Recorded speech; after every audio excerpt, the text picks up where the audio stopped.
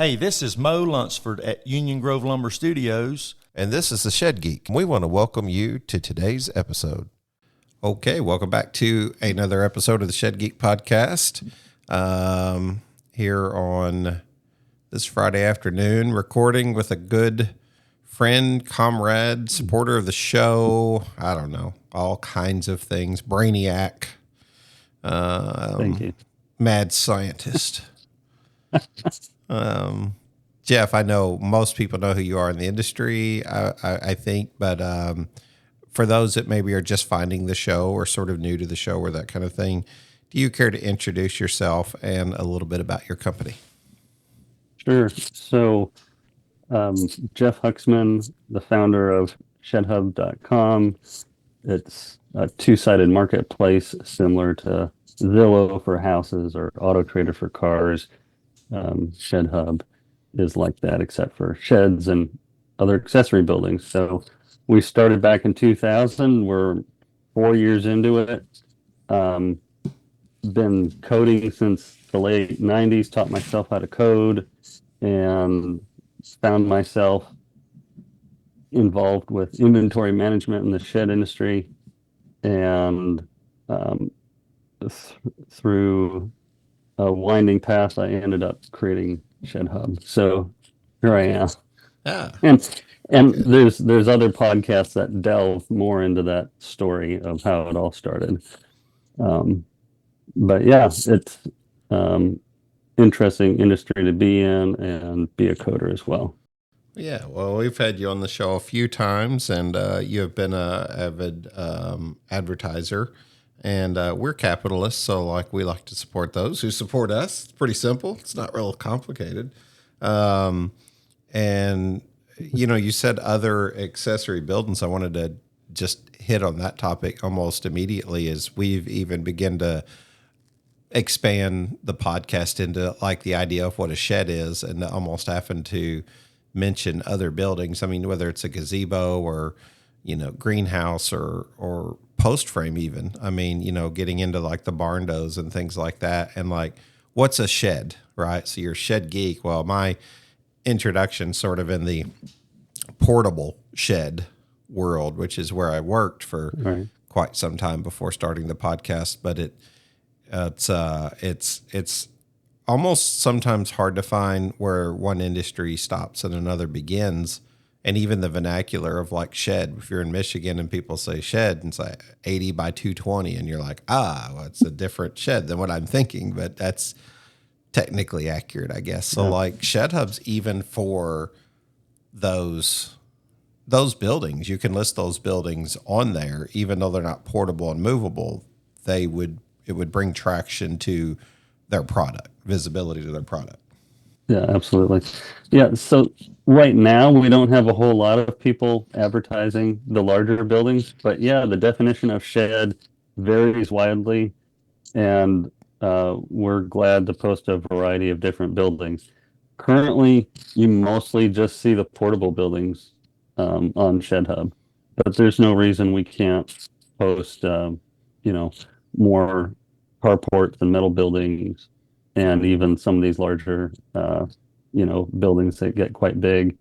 A lot of people are posting, sheds that are really tiny homes. So a lot of people will ask me, where's the cutoff for square footage to post on ShedHub? And, we're open. We're open to interpretation.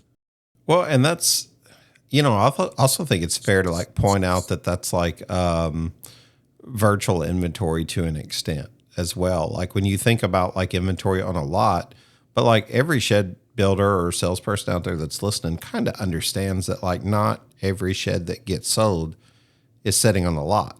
If you're trying to move inventory, of course, we get it. But there's a reason why we have all these tools, these 3D configurators and different things, is to build and show somebody something if they're building from scratch with their own vision and own idea of a customized, shed. And that's almost always the case with a carport, unless it's a fairly standard, carport. But even then there's customizations in most cases, almost always. So, you could actually list something that you've sold, show it on the customer's property with permission, I'm sure, of course.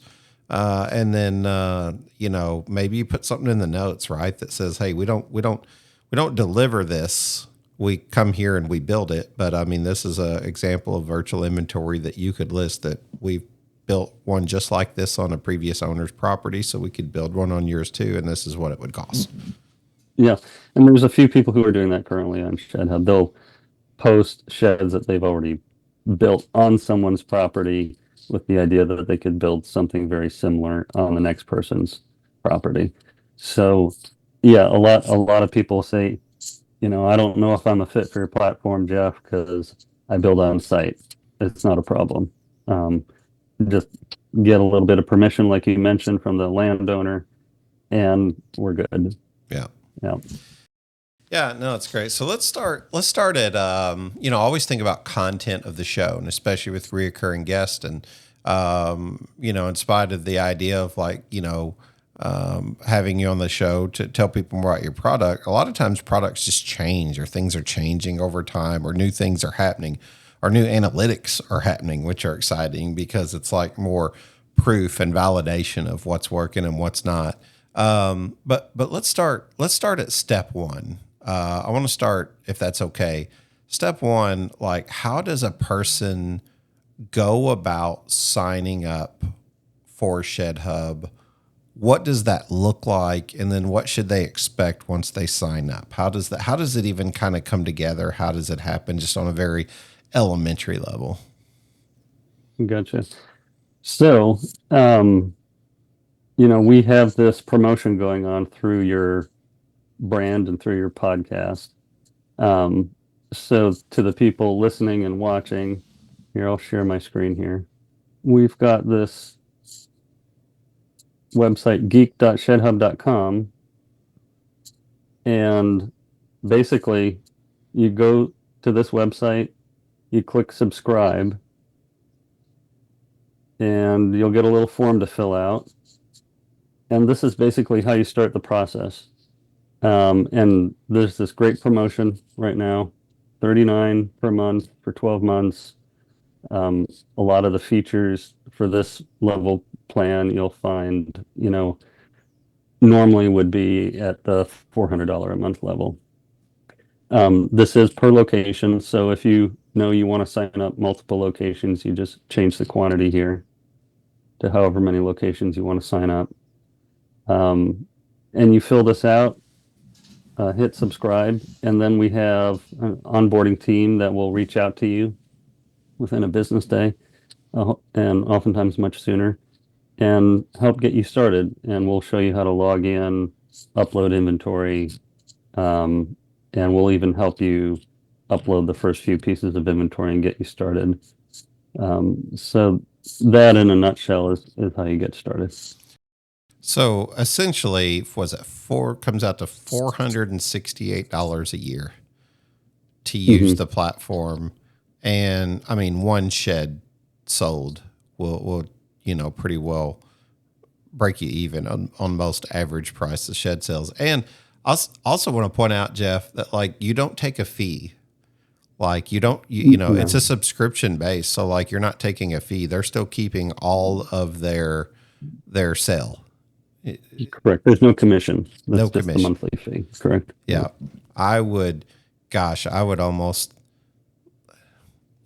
probably doing it over. I think that's more than fair, because almost, if I were doing it from scratch, I'd almost be like, man, if we're adding this value, let's get 1% or 0.5% or something. And you know what I mean? But I love that, it's pure. It's just simple. It's honest.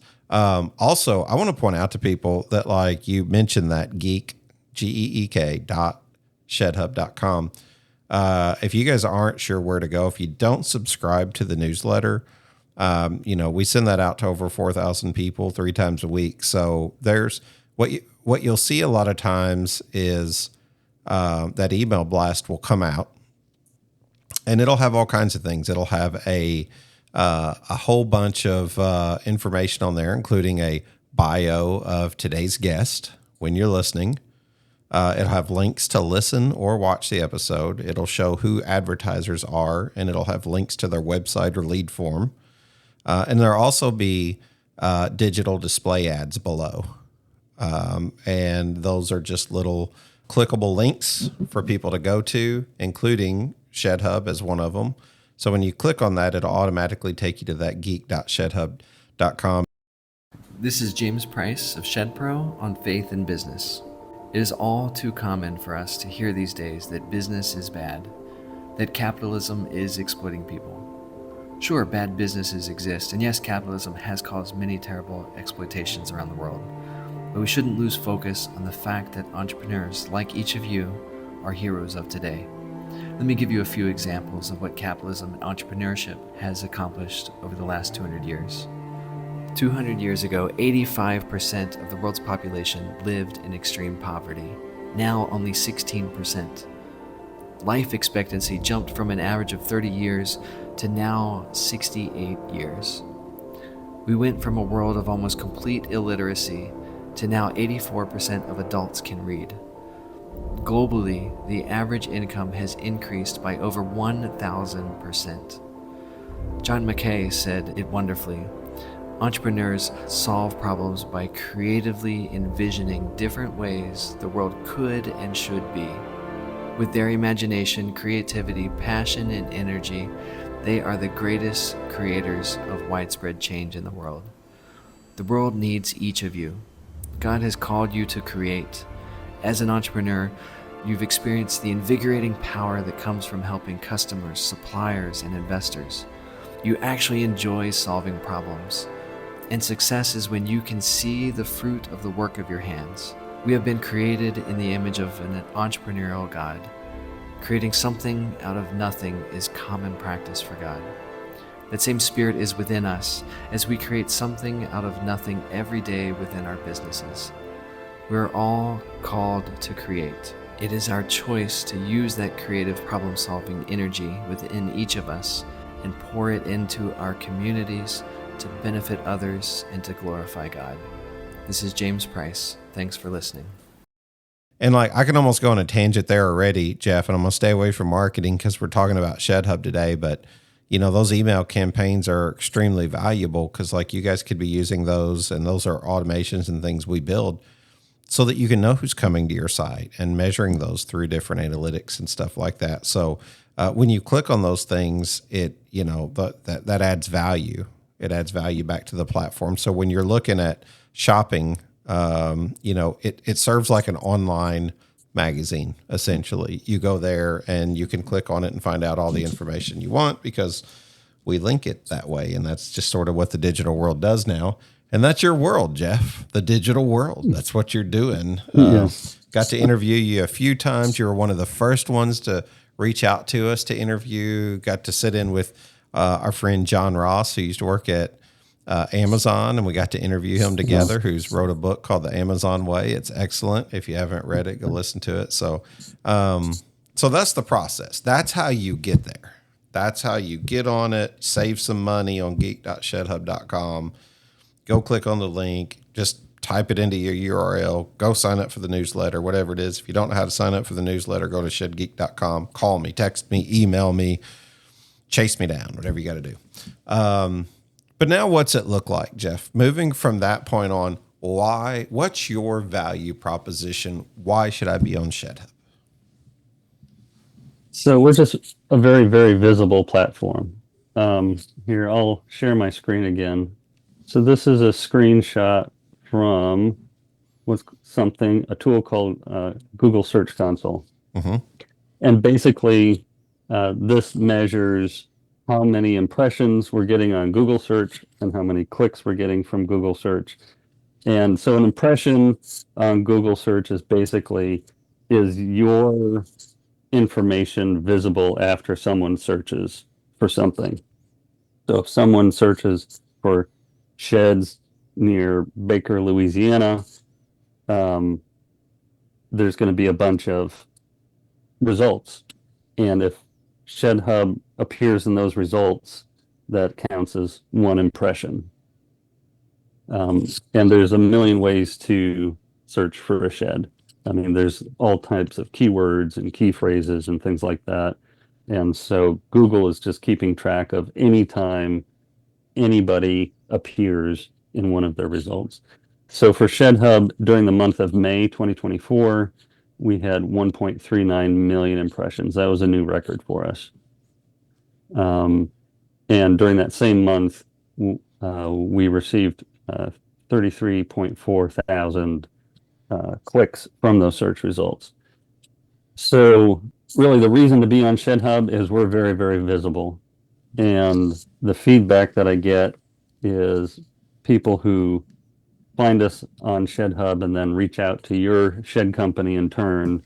The leads are oftentimes very, very valuable, warm to hot leads, and people oftentimes buy from the leads that we bring in.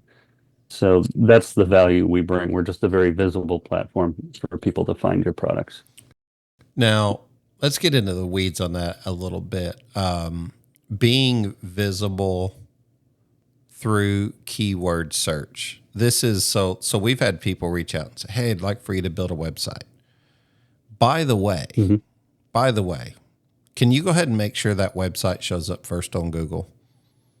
Right. And it's like, okay, so now we're in a place where we have to like educate, right? Because you can build a beautiful website, right? Doesn't matter how much it costs, how many pages, you know, $50,000 site if that's what you want. You know, you can build it, but it may get nowhere without traffic.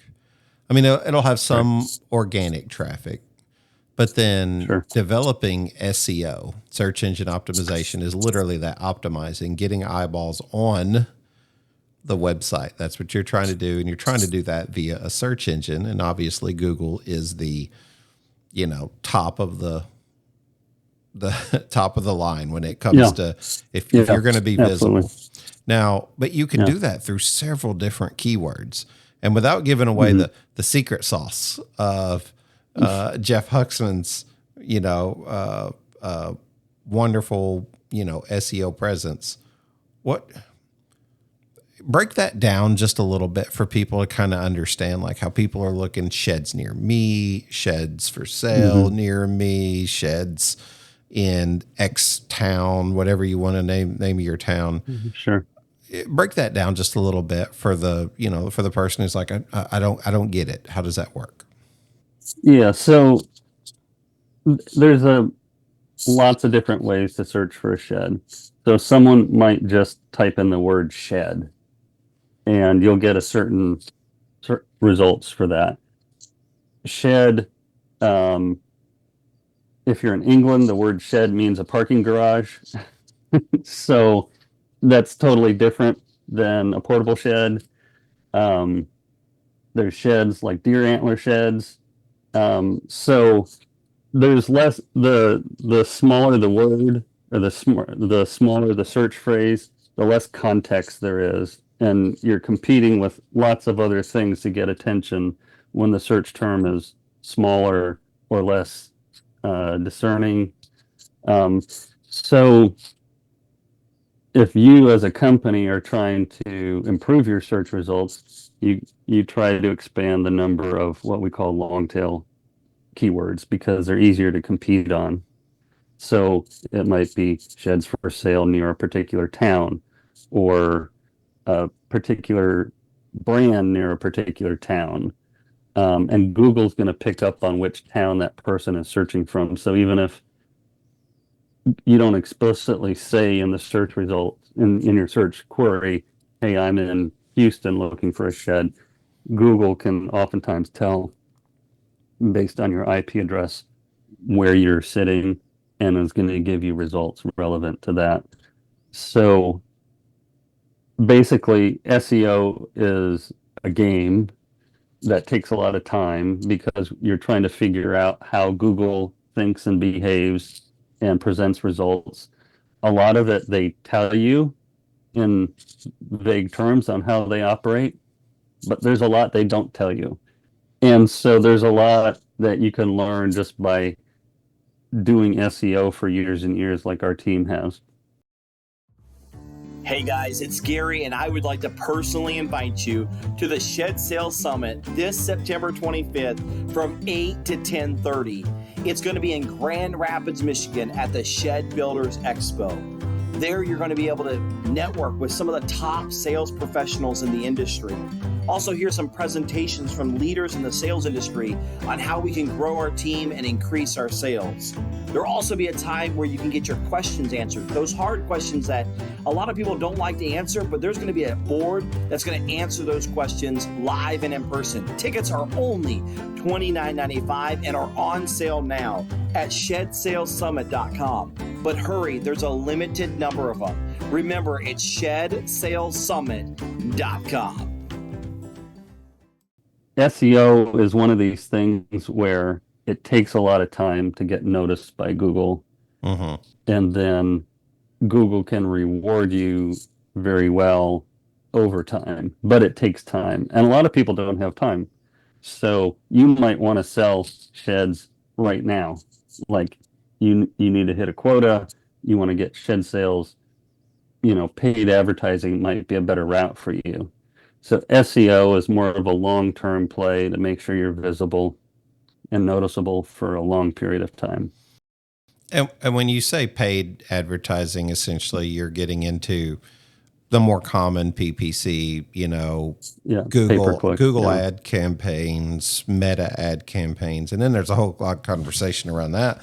But this is more of an organic traffic monster that you're trying to create. And what you're trying to get is you're trying to get Google to notice you, and they're the ones that ultimately index you and put you up where they want you.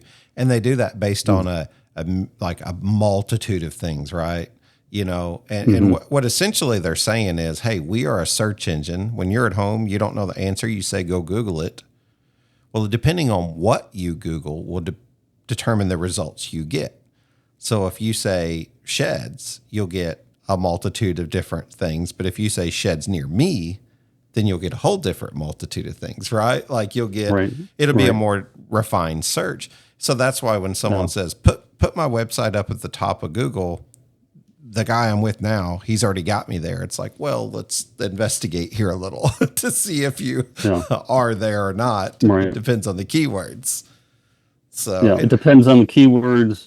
And really the way to guarantee you're at the top is to outbid everybody else on paid big per click search. Big budget, that's now a lot of people skip over those ads and they're looking for the natural results.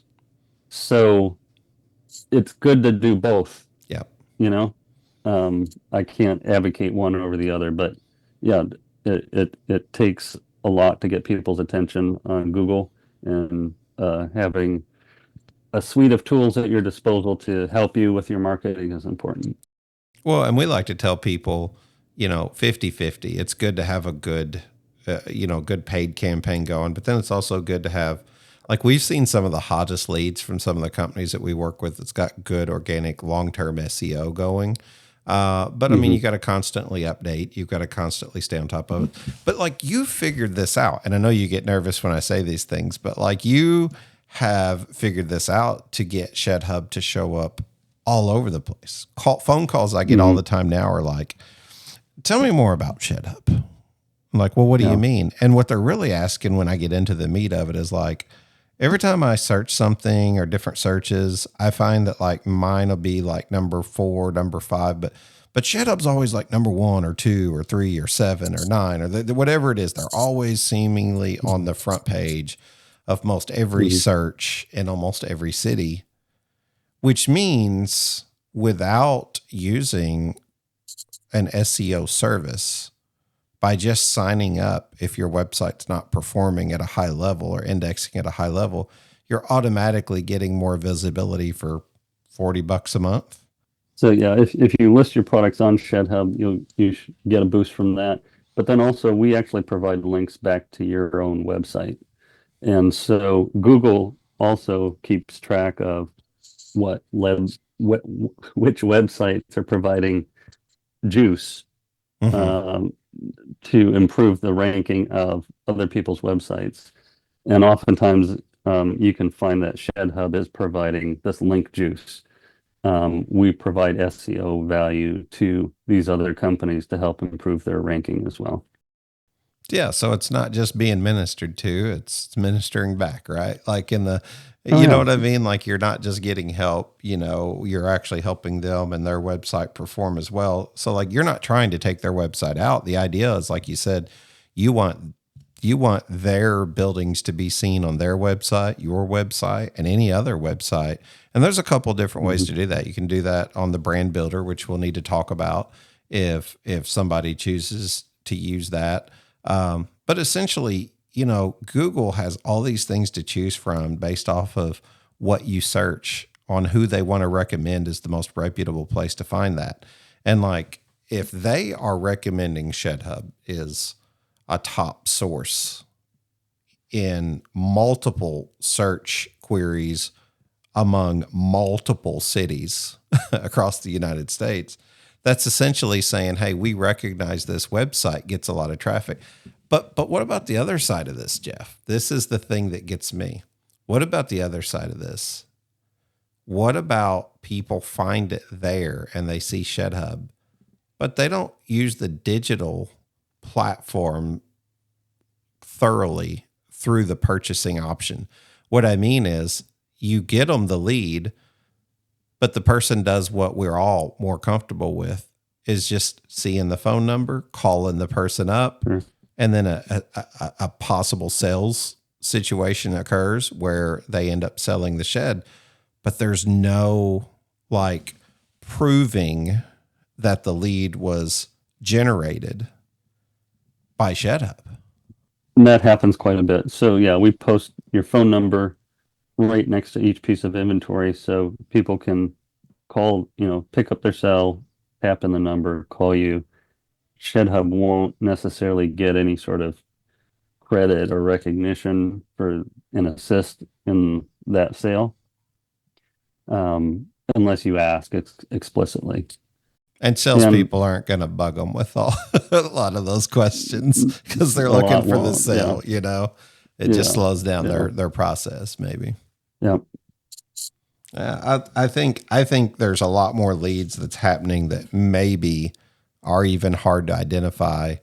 And I think, that would be really cool if we could do that. But I think everyone's looking for that. They're looking for proof. So, okay, we got how to get on there. We got sort of what it does or how it works. But then it's like, what do these analytics mean? You showed you shared your screen earlier and you kind of showed some impressions, but like, what does it look like in real time? Okay. Let's see here. Okay. So I was launching here this is live real time as we speak visitors to the website. So each one of these dots represents a visitor. And you can sort of see as we talk here, as new people visit the site. And, this is sort of fun to watch. You can see where all the visitors are coming from.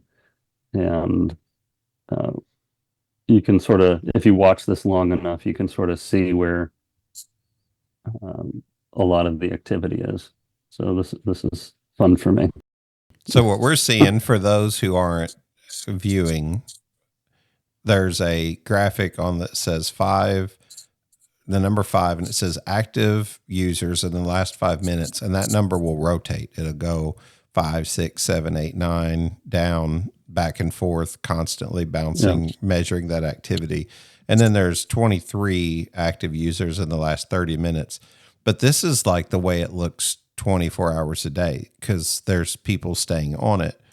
And that's because Google is suggesting whenever people search for sheds, hey, this is the most reputable place to go find. It may be ranking below or above your current website, depending on keyword searches in your own area. I always encourage people to go look, at sheds near me or sheds near insert name of town that you're in or something like that, because you'll see that ShedHub usually shows up. And if your sheds were listed on there invisible, like my mind tells me people are going to spend more time on that site.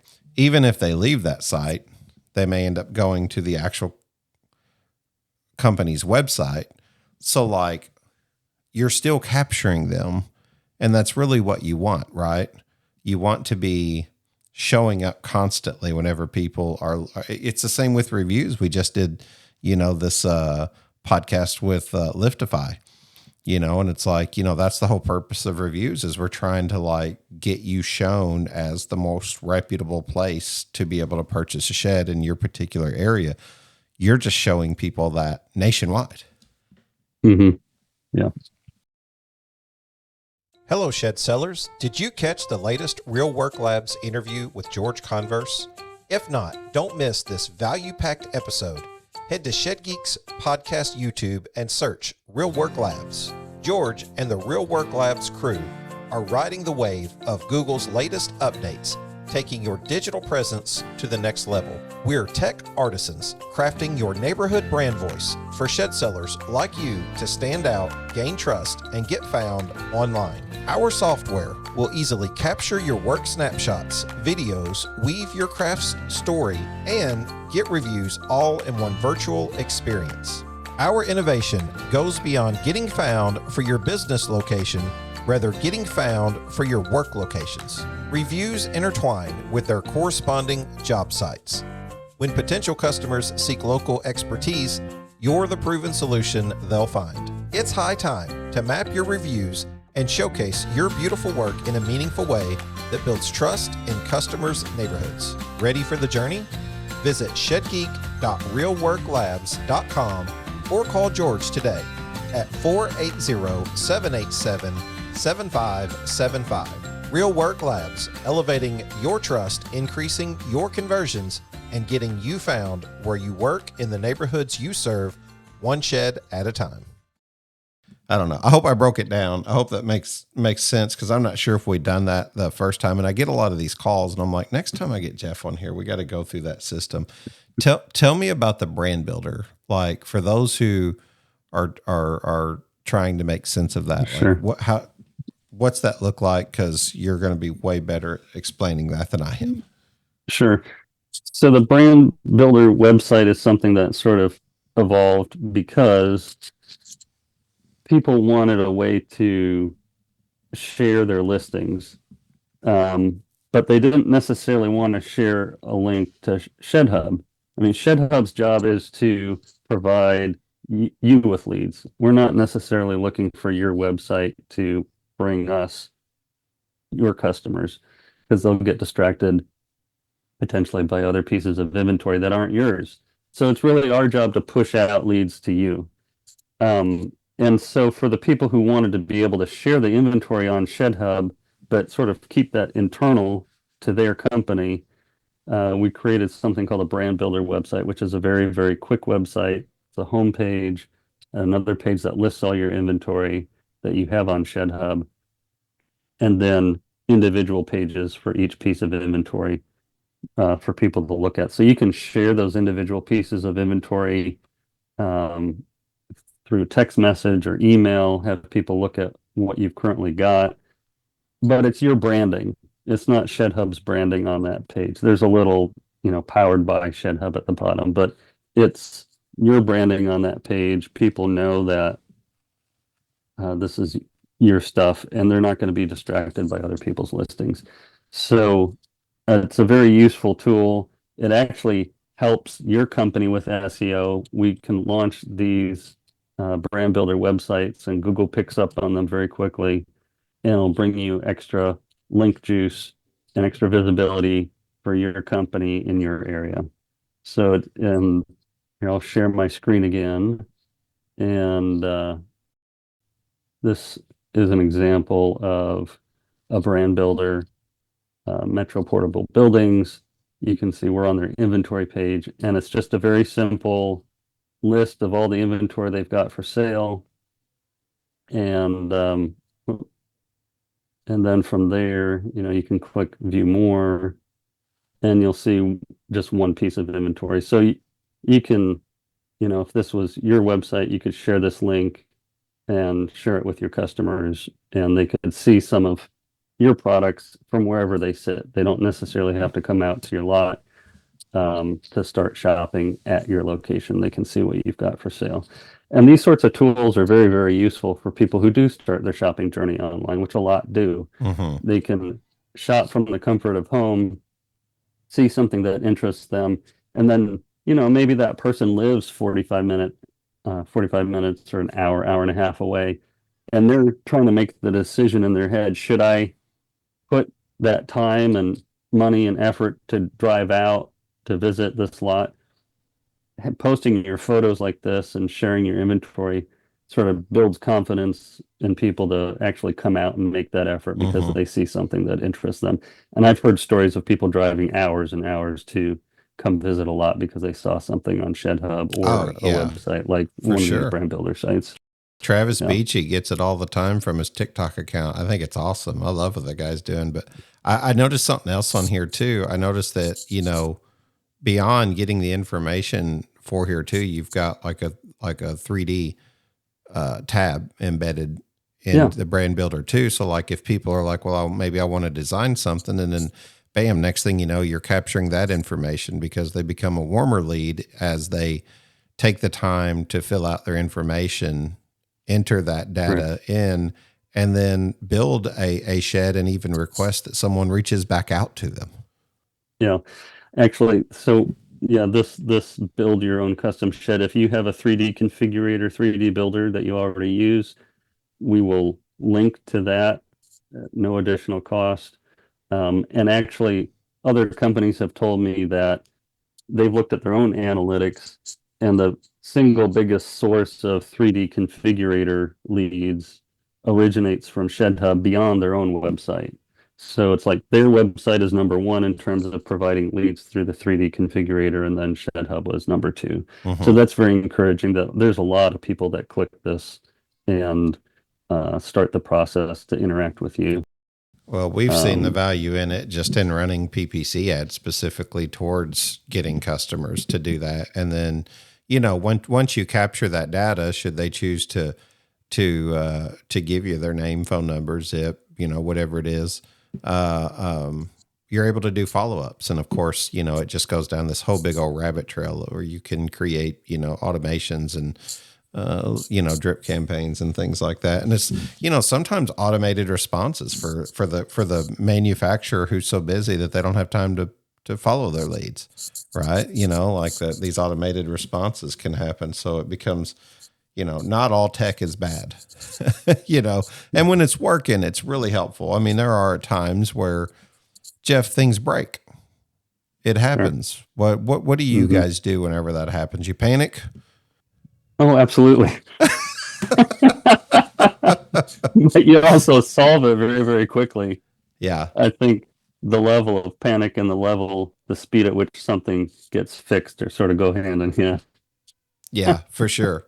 Yeah. Well, no, that's the thing about, technology is like Apple's still making updates, so just imagine the rest of us, right? If you're in technology and sometimes it's I don't mind saying like it's frustrating when it breaks, but then also from seeing the tech side being built and having a little sympathy in that situation. Like I always see people trying to fix it, and it's always like no one wants things to break.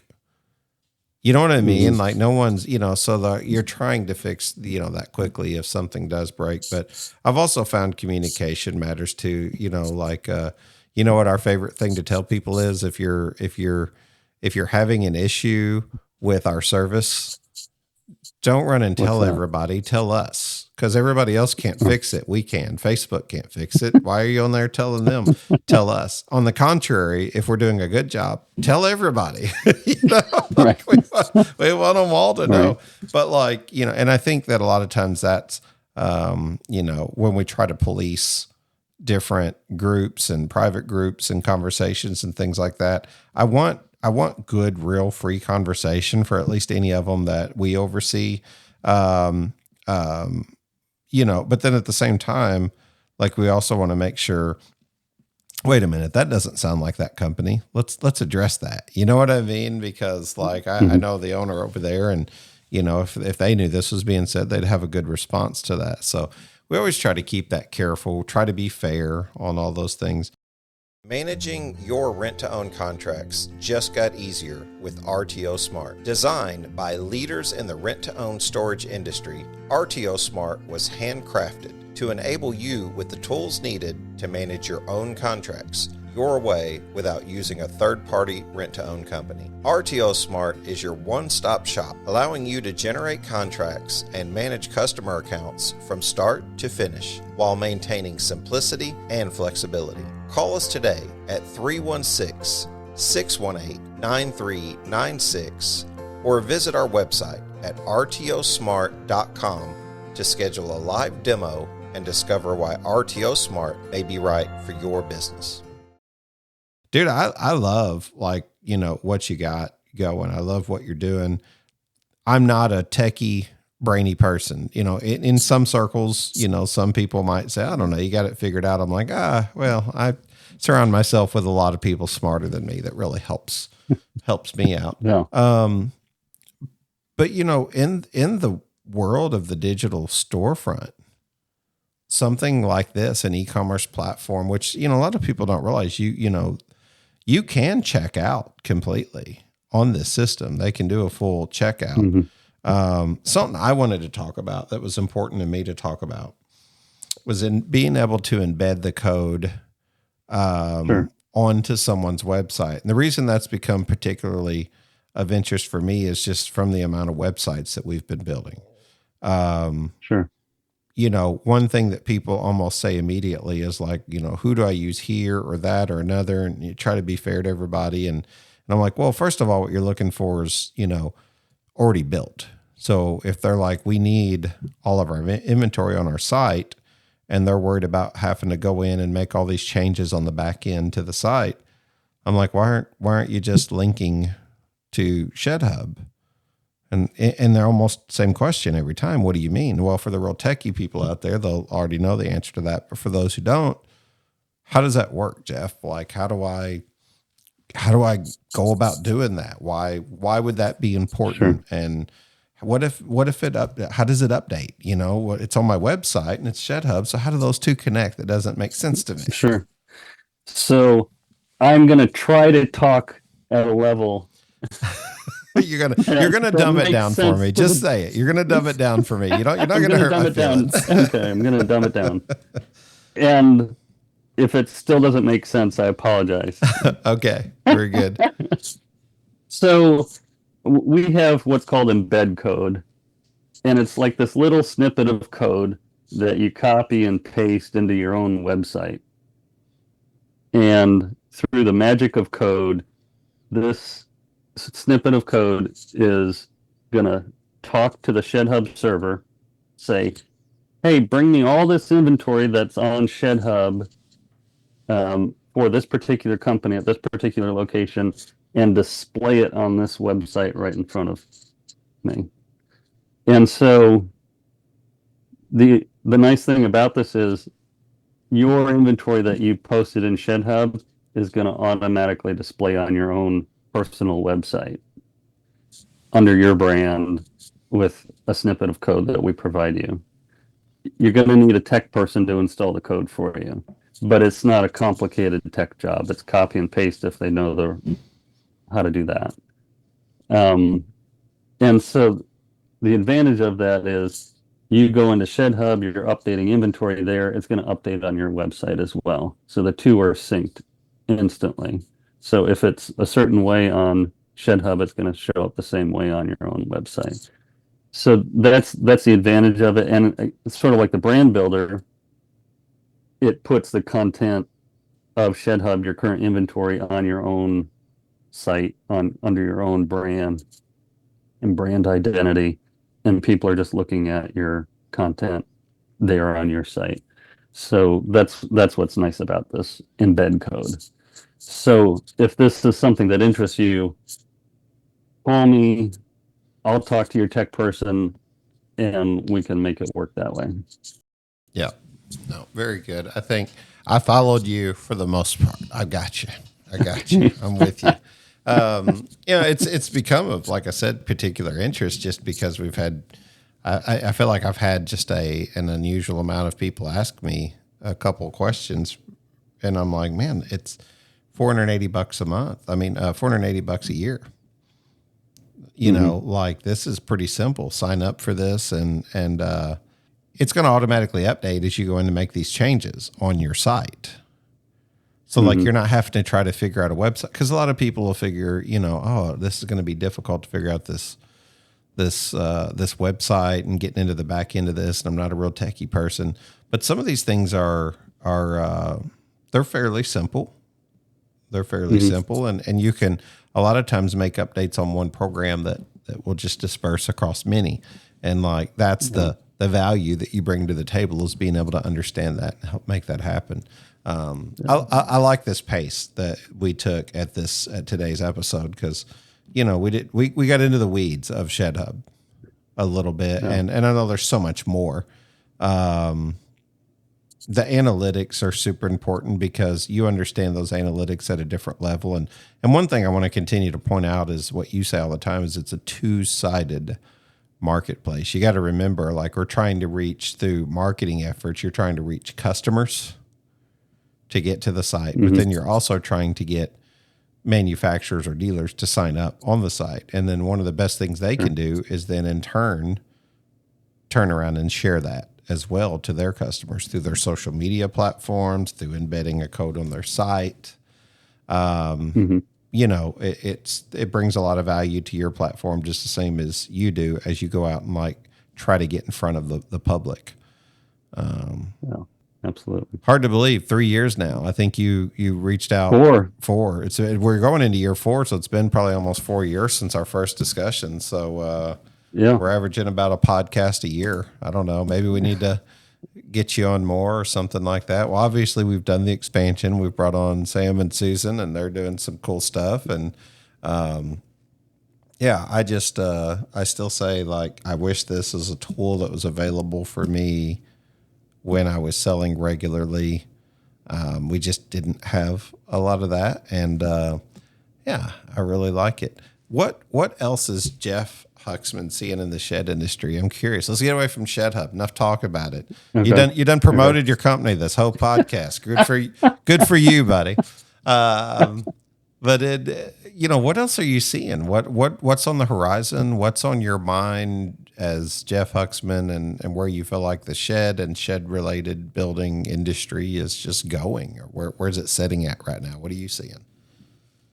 The thing that I think about from time to time is just, as the price point of a standard shed goes up, the monthly payments on rent to own go up as well. And sometimes that's pricing people out of getting a shed. And so I'm just sort of curious in terms of the world of finance. I think we're seeing more middle class people starting to do rent to own, whereas before maybe slightly lower income people were doing more of it. I think you maybe see less of that. But I'm kind of curious to see where finance goes in the future, if it's more bank loans, traditional loans, and less RTO, or if RTO is going to keep on humming along like it has been. So I'm sort of curious about that. I'm also curious, as the price of housing goes up, as certain states have housing crises like California, are smaller buildings going to become more normal to live out of? And I think there's opportunity there, particularly in areas that are overcrowded and really expensive, for shed manufacturers to really add value by creating more living spaces and maybe fewer storage spaces. I'm sort of curious to see where that goes. I think those are very valid points. I'm not sure. I think I can go ahead and disclose this, but I don't have to say who, how, or why, or any of the details of that. But I think I'm right on track with your, in agreement with you. Obviously, we got into the rent to own, wildly successful beyond my imagination. and then it's taken me into this world of lines of credits and like understanding things at a whole different level now. And even, soon to be, it may already be out by the time this podcast gets there. If not, unless something falls through, and I end up regretting this, we'll actually have, partnered with a finance, company, but they're not hungry for those. There's no in between. They're not hungry for those super low FICO scores with, giving away excellent, interest rates, because I just feel like it's an in between market that you just don't see. These are going to be probably 680 or better, in most cases, but if it's more of a convenience to if they're there, they don't want to do rent own, they've got good credit maybe, and they don't have any outstanding debt, so they're not worried about, having to stay away from having things public in their scores. Hello, shed sellers. Let's take a moment to discuss the shed customer and meeting their expectations. I remember growing up in the neighborhood where a certain percentage of the houses had well-manicured lawns and well-manicured homes. These were the type of individuals who felt it was important to purchase a well-constructed home or vehicle, or maybe equipment to help maintain the quality of the item. As shed manufacturers, we seek to provide a well-built quality shed. We want the customer to feel satisfied that their hard-earned money has been well spent on a product that will last. At LuxGuard, we believe adding high-quality rubber flooring to your line of sheds makes sense to the customer and adds value the customer can appreciate. With each year, sheds are becoming more complex. The customizations we are seeing are virtually endless. LuxGuard not only gives a complimentary aesthetic appearance for their shed, but also protects the floor from spills and keeps cleanup simple. Offer your customer the customer service they seek with LuxGuard. At LuxGuard, we are committed to delivering exceptional customer service and innovative products to help our customers achieve their goals. We strive to meet the evolving needs of the customers. To speak with one of our ready-to-serve customer product specialists, simply call 336-468-4311. To see our product and view an installation video, just visit our website at luxguard.com. LuxGuard, the floor that lasts a lifetime. But I do think you are going to see more of that. I worked previously at a company where I think like 6% of all our total sales were financed. So like it's never really been like the beefier matter until you can start doing 500 credit scores with like a really nice interest rate. And I don't know that people are super hungry. Banks are super hungry for that, have an appetite for that kind of line, and of course we're going to be able to do pole barns and post frame and tiny homes and things like that too. So, the idea is to get out beyond just the shed, although there are people who can afford, to pay cash or go down to the local bank, but they're there and they're like, this interest rate's competitive enough. If they run it, we'll just go ahead and take it. And, we're just the originator of that. That's all it boils down to. So like, I think you're right on. I do. I'm having more and more people ask me about finance, and I tell people transparently, I'm like, I don't have to tell you in private. I'll tell you on the podcast where it's public to everyone. Finance, rent to own, even marketing, they are not my number one most passionate thing. The podcast is. Talking to people is. Building the camaraderie, building the relationships, being able to sit down with you, have dinner, meet your family, hang out with you, those kinds of things. It's terrible. We're in almost episode, 250. We're somewhere between 250 and 300, and we're 4 years in. And I'm beginning to forget conversations and names of people that I interviewed 3 years ago.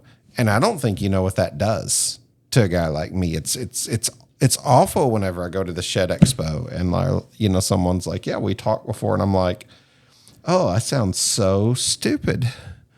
I sound so arrogant right now, don't I? And I'm just like, I'm sorry, I can't remember. I have had a billion conversations since then. And my mental, I need an internal CRM, Jeff. Are you smart enough to create a digital CRM that I can just keep, that I can access in my brain like RoboCop or something? I'll work on it. Maybe Elon Musk's brain implants can help there. I don't know.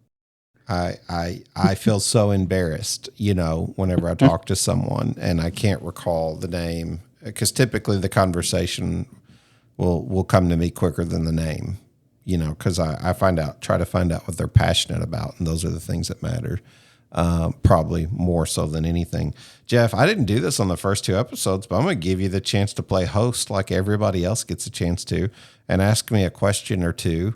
Shed related, podcast related, faith, family, I don't care what it is. Something that me and you've known each other for a long time, but that you've never asked me, that you can ask me in front of the audience here. And unless it's really bad and I have to edit it out, I will answer in full transparency. What you got? So I can just ask you anything. Anything. All right. Where do you think the shed industry will take off next in terms of a country? Is there a country beyond the United States where sheds can do good? So obviously you've got some Canadian presence, and I know you mentioned sheds in England recently, and I hope my buddy Tom Burbage, one of our first guys on, is still listening, and he talked about the way they do sheds in England. They don't have the transportation factor, the yards or the gardens, as they say, are, smaller. So the sheds are smaller. Canada has a presence, but it's code, obviously there's only a certain amount of time out of the year that you can build. We've run into some RTO restrictions up there from having some people ask on things like that. So I always wondered if it had more potential. I don't know. I mean, I did have some people saying that, there's a lot of opportunity on the border, south of the border. If you go down to Mexico, that there's some possibility, gosh, I hope this comes across right, but like until, it becomes a little bit more organized, I think, if you're in the rent-to-own game down there, you're probably going to have to worry about theft even more so.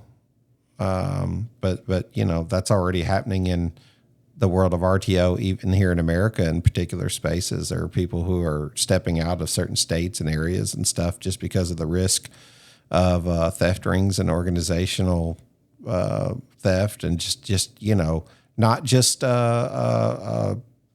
customers either, it sounds like, from what I'm hearing, but also, manufacturers and dealers, and things like that. So I always said you can make a buck easier being honest than you can with all the work that it takes to be dishonest. And there seems to be plenty in this industry to go around. So like, just do it the right way, I think. But I don't know. That's a great question. One I've never gotten. If I had to answer, because you've held my feet to the fire, I'd say Canada has potential to grow more, but I would love to see the same model. The transportation thing's the biggest thing that gets us. We're such a big country. You know what I mean? That like a lot of things are built on site. And I would almost probably be more curious, and looking in my crystal ball of future shed happenings, is like how much is going to move more towards on-site as opposed to deliverable. Mm-hmm. And then the finance thing would really play a much bigger role as well too, right? Whenever, you're cutting out the transportation costs. And I don't want to see that. We love our haulers, obviously, go to all the events and all that. So I'm not advocating for it by any means. I'm just watching where business goes. I'm just a student of the industry, just watching it. And I'm more reactionary than anything. So yeah, good question. What about you? Do you have one? You think there's a... Yeah, I think Canada, I mean, the industry's already in Canada in large part. And, I don't know a whole lot about Mexico. And, the different countries have all these different building styles and different ways they build buildings. And so like an American portable building might not fit or be practical in another country. Like in England, some of those roads in England are like one lane, twisty, windy roads. For sure. Yeah. And you're not going to get a 40-foot shed navigated through there. And so like the trucks are different, roads are different. Mhm. It's such a different scene in different parts of the world. I have been reached out from a few people in China who are actually building, I guess, what they're technically calling tiny homes, or like these smaller stackable different. If you think of a portable building, it's not like a, shed like we're seeing with like runners and, you know what I mean? Traditional sheds like cabins and things like that. These are more like, I don't want to say generic portable buildings, but they are in comparison to like these wood structures that we're seeing built here on 16OC or something like that. These are genuine portable buildings, I guess you'd say, smaller ticketed items. But I've been reached out from, I don't know, at least 2 or 3 companies that are building homes, and then they're like trying to get those over here in the United States, and then try to sell, develop a retail model for that. Me and you both talked to Azure Printed Homes, our buddy there, and what he's doing with the 3D design. And so like, there's some interesting stuff, and he's in LA, so like, but yeah, I've had, Chris Long with Longbox. I thought that was kind of an interesting interview that we got a chance to do with him. So I don't really know, man. I don't know where it's going, but I'll be watching. I'll keep my eye on it, and we're going to keep traveling around. And as long as the Lord lets us and keeps us healthy, we'll just kind of keep doing that. So for someone who wants to know about ShedHub, Jeff, where should they go? We already told them about geek.shedhub.com. They can go to sign up through our website for the newsletter, where they're able to click on all these different links, including ShedHub, and find out more information or how to sign up. But otherwise, where should they go? You can also go to seller.shedhub.com. You'll see other information there. However, you won't see the great deal on ShedHub subscription there as you would at geek.shedhub.com. So if you want to take advantage of the $39 a month promotion for 12 months, definitely go to geek.shedhub.com to take advantage of it there.